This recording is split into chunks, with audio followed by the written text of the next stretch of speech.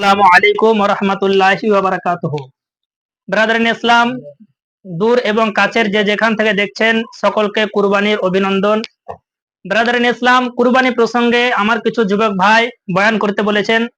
তো দেখুন, মহান আল্লাহ পাক কোরআন শরীফ ৮ পারা সূরা আনআমের ১৬২ নম্বর আয়াতের মধ্যে বলছেন, কুল ইন্না সলাতি ওয়া নুসুকি ওয়া মাহইয়ায়া ওয়া মামাতি লিল্লাহি রাব্বিল আলামিন। আল্লাহ বলছে, হে মেহবুব, আপনি বলে দিন, নিশ্চয় আমার নামাজ, আমার কুরবানি, আমার জীবন, আমার মরণ, হে রব্বুল আলামিন, সবই তোমার জন্য। ব্রাদার ইন ইসলাম, কুরবানি প্রসঙ্গে অন্য এক জায়গায় সূরা কাউসারের ২য় নম্বর আয়াতের মধ্যে আল্লাহ বলছেন, ফাসল্লি লিরাব্বিকা ওয়ানহার। হে মেহবুব, আপনি আপনার রবের জন্য নামাজ পড়ুন এবং কুরবানি করুন।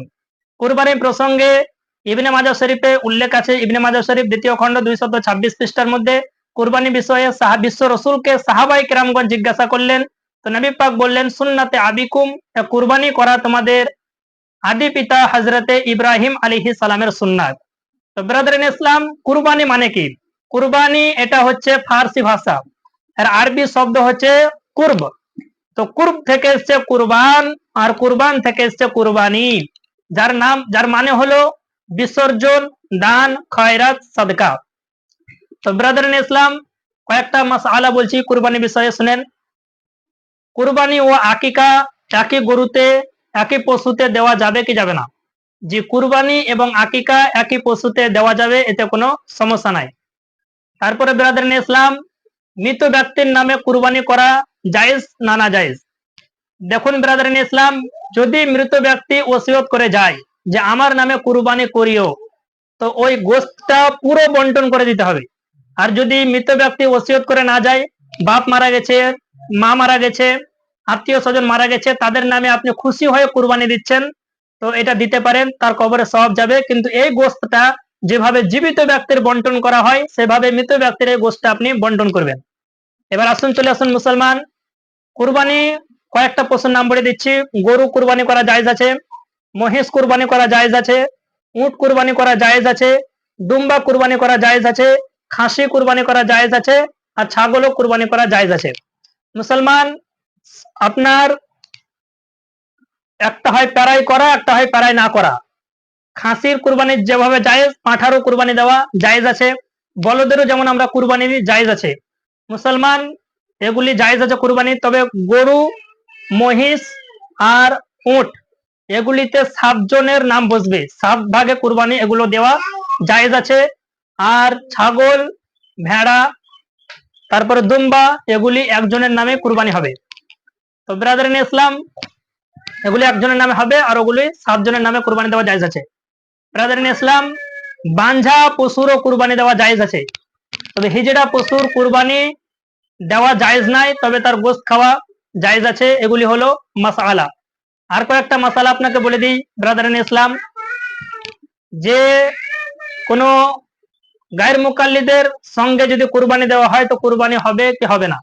জি ব্রাদার ইন ইসলাম, মশলা হচ্ছে, দেখুন, যাদের আকীদা হাদ্দে কুফর পর্যন্ত পৌঁছে গেছে, কুফর পর্যন্ত যাদের আকীদা পৌঁছে গেছে, তাদের সঙ্গে কুরবানি দেওয়া জায়েজ নাই।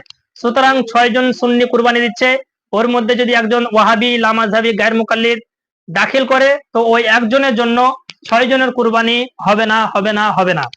ব্রাদার ইন ইসলাম, আর 6 জন লামাযহাবি দেওবন্দি কুরবানি দিচ্ছে, তার মধ্যে যদি কোনো সুন্নি ওদের ভাগাতে কুরবানি দেয়, তো ওই সুন্নির কুরবানিটা হবে না।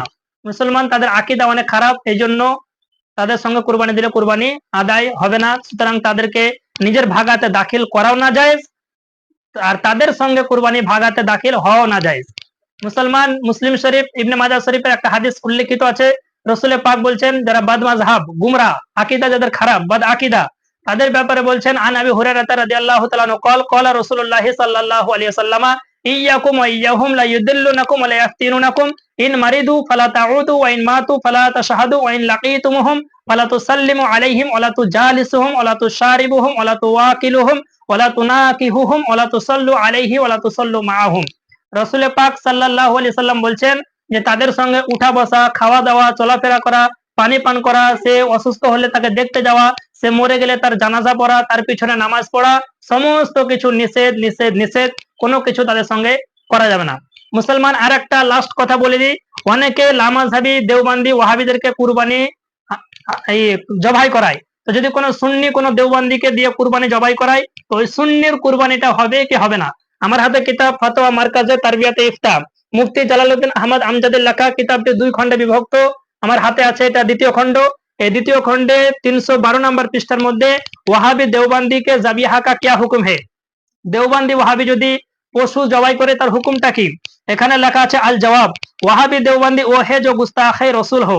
ওয়াহাবি দেওবন্দি তাদেরকে বলা হয় যারা নবীর দুশমন, জরুরিয়াতে দিন কা মুনকির হো এবং জরুরিয়াতে দিনের অস্বীকারী।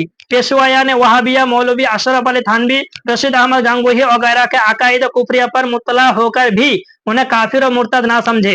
দেওবন্দিদের গুরু ওয়াহাবিদের গুরু মৌলভী আশরাফ আলী থানভী, রশিদ আহমদ গাঙ্গুহি তাদের কুফরিয়া বাক্য জানার পর, তারা যাদের কুফরি বাক্য জানার পর যদি কোনো ব্যক্তি ওদেরকে কাফির না মনে করে बल्कि मुसलमान समझे, बरং मुसलमान মনে করে।